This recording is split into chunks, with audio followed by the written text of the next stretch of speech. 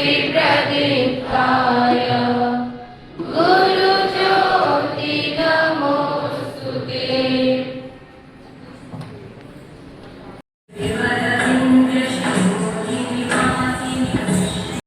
भैया आयुष भावक मंच पर आ जाएंगे और आपके अभिभावक भी आ जाएंगे, आयुष भावक और अभिभावक।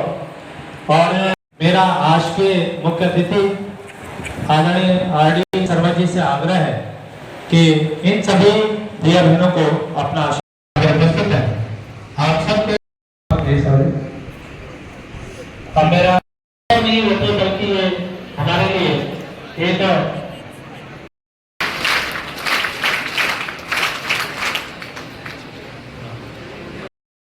को आगे बढ़ाते हुए नृत्य के लिए मैं बहनों को आपने समाज सेवा में निरंतर गतिमान है और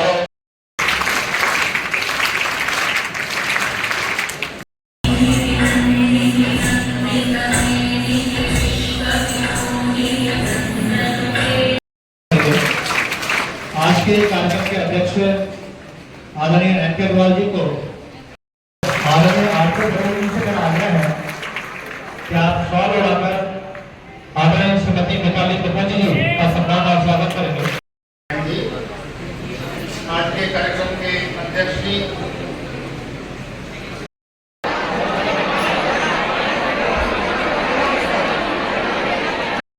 आज हमें आतिथ्य प्राप्त हुआ। मेरा बहुत फोटो के लिए आग्रह है सभी मंच पर उपस्थित हमारे आज के अतिथि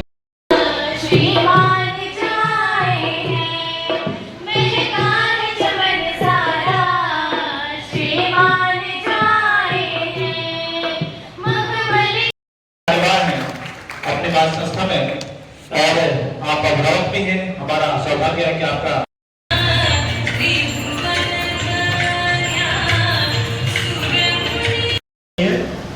और एक ऐसा कार्यक्रम आयोजन करना चाहिए जिसमें सारे गुरुजनों का सम्मान आप लोगों के द्वारा किया जाए। मैं ये मानता हूँ कि पूरी इस सृष्टि में करता है, हमें कुछ बनाता है तो हमारे गुरुजन ही, और पूरे जीवन भर हम उनका ये ऋण कभी भी कुछ भी कर लें इसे उतार नहीं सकते। तो मैं सफल आने पर चर्चा में आता है, ऐसे ही दैनिक जीवन में भी अच्छे कामों के लिए हमारे विद्यालय के भैया बहनों ने कोई अच्छा काम किया उसके लिए भी अपना विद्यालय चर्चा में आए, ऐसी सबसे प्रार्थना करते हुए, निवेदन करते हुए और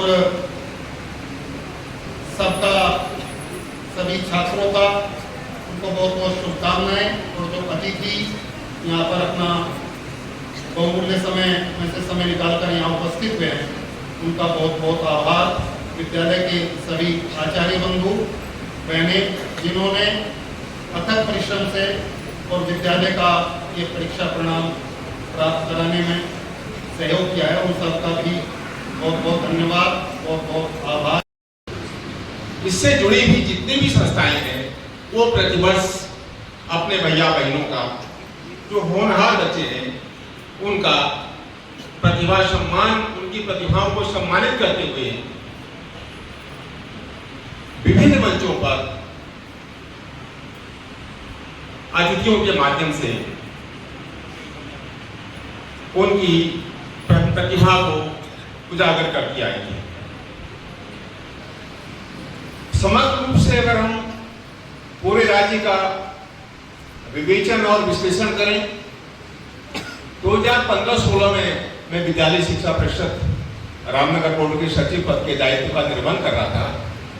रिजल्ट निकला, पूरी मेरिट सूची को जब मैंने देखा तो मैंने उसका एक विश्लेषण किया कि पूरी मेरिट सूची में 100% जो बच्चे हैं उनमें 60% विद्या भारती से जुड़े हुए हैं। तो ये गौरव और हर्ष का विषय हम सभी के लिए।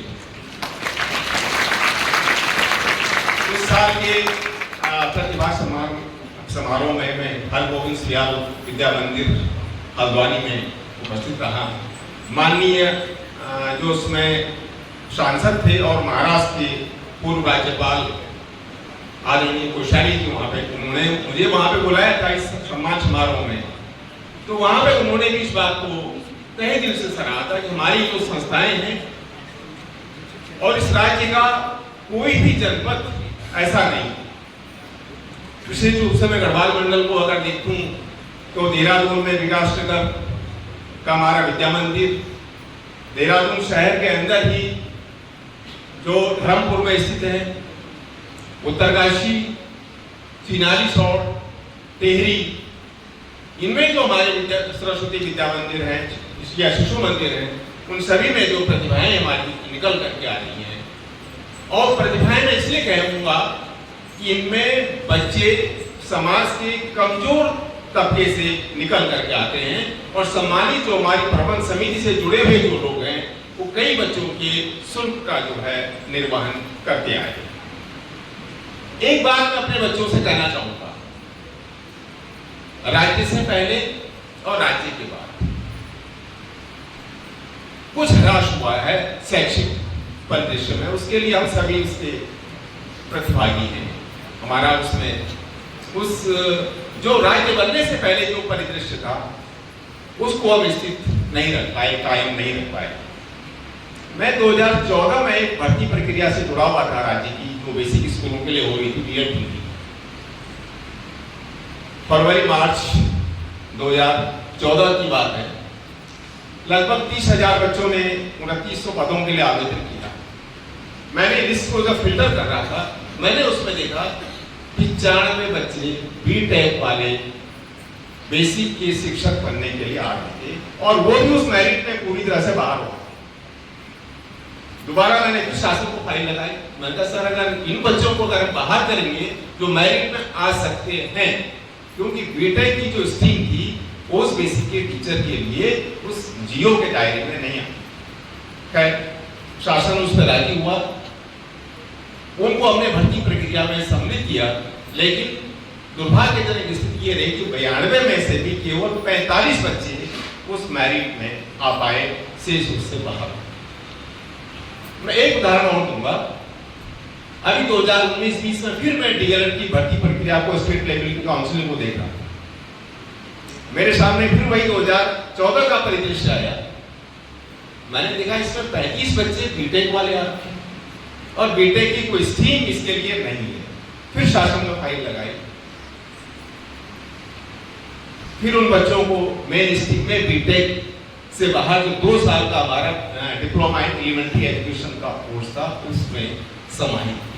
मैंने ये उदाहरण आप लोगों के सामने इसलिए रखा कि बेटा केवल बीटेक को मत देखिए, केवल मेडिकल को मत देखिए, कुछ अदर्स स्ट्रीम में भी, क्योंकि राज्य बनने के बाद हमारे उस उत्तराखंड में बड़ी तेजी से बीटेक के जो इंस्टीट्यूट थे, संस्थान थे, इनकी बाढ़ आई और पेरेंट्स ने भी जमीनें गिरवी रख करके, अपनी संपत्ति गिरवी रख करके, पैसा लोन लेकर के अपने बच्चों को बीटेक करवाया। और उसका हर्ष हम लोग जब टॉप लेवल पे हैं तो हम लोग उसको देखते हैं कि बच्चा वहां में 3 साल बीटेक में लगाया। इसी तरह से उसने टीटी की परीक्षा TT1 या TT2 उत्तीर्ण किया और उसके बाद वो बेसिक या एलपी ग्रेड का टीचर बनने के लिए आ रहा। तो थोड़ा सा ये प्रश्न एक और स्थिति है। इंटरमीडिएट के बच्चों से मैं खास तौर से कहना चाहता हूं कि इसके बाद आपकी जो जीवन की दशा और दिशा है, दोनों आपके हाथों से निर्मित हो जाए।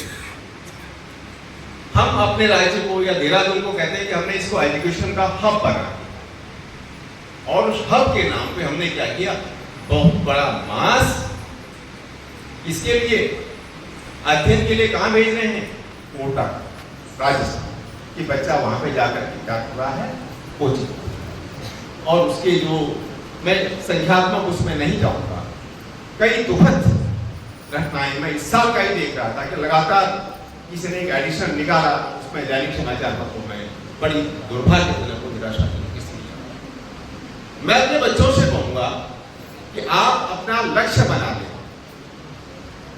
लक्ष्य से कभी भी निराशा आती है, सफलता एक साथ नहीं मिलती। मैं 2090 के अपने ही जीवन का एक उदाहरण हूँ।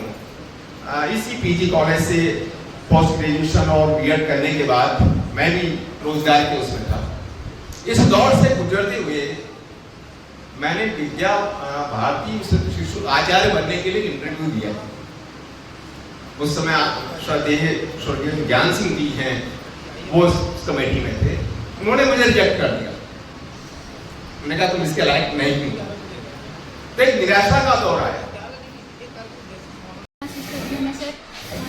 विद्यालय से सरस्वती विद्या मंदिर आवासीय काशी से मेरे को सम्मान प्राप्त हुआ है। आज प्रतिभा सम्मान हुआ है हमारे, जिससे मुझे बहुत प्रोत्साहन मिला है और हर्ष भी हुआ है। विद्यालय के प्रधानाचार्य जी श्री उमाकांत बंसल, इन्होंने भी बहुत ज़्यादा हमें प्रोत्साहित किया है ताकि हम आगे बढ़े और इस स्थान पर आज हूँ तो इनकी जन्म की वजह से और प्रधानाचार्य के बहुत ज़्यादा आभार व्यक्त करती हूँ कि उन्होंने मुझे काम करना। विद्या मंदिर के आचार्यों और प्रधानाचार्य जी के बारे में और क्या कहना चाहेंगे आप, और आज की युवा पीढ़ी को क्या संदेश देना चाहेंगे?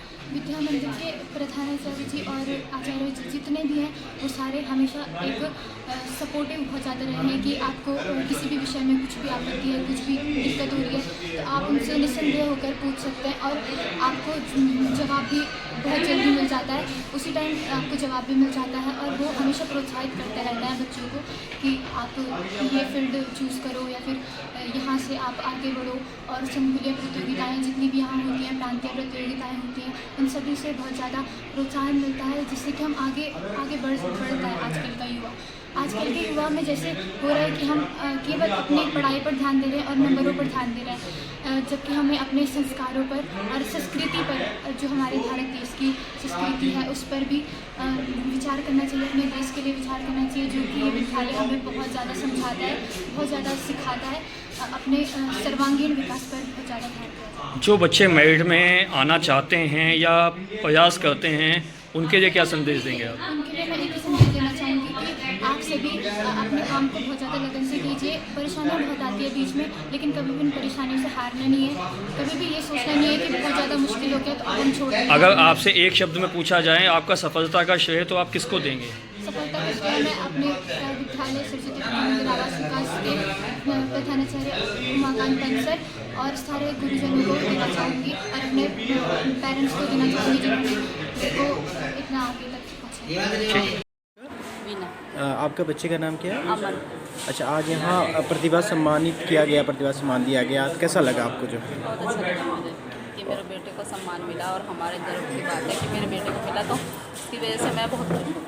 अच्छा, हम लोग खुशी होंगे। विद्यालय जहाँ की बात करें, शिक्षा आपके बेटे ग्रहण कर रहे हैं यहाँ पर, तो किस तरह से जो है ना यहाँ पर शिक्षा दी जाती, कैसा लगा? अच्छी शिक्षा दी जाती है, शिक्षा के साथ इनको एजुकेशन के साथ साथ तो संस्कार भी दिए जाते हैं, हर एक चीज़ की सुविधा भी है। बच्चों को जिस चीज़ में डालना है, वो कहते हैं ना कि एक घर से जाता है बच्चा तो स्कूल जाता है, में अच्छी आदतें सीखता है, अच्छी बातें सीखता है। तो ये इस प्रकार से हमें। कौन सी क्लास में पढ़ता है बच्चा आपका?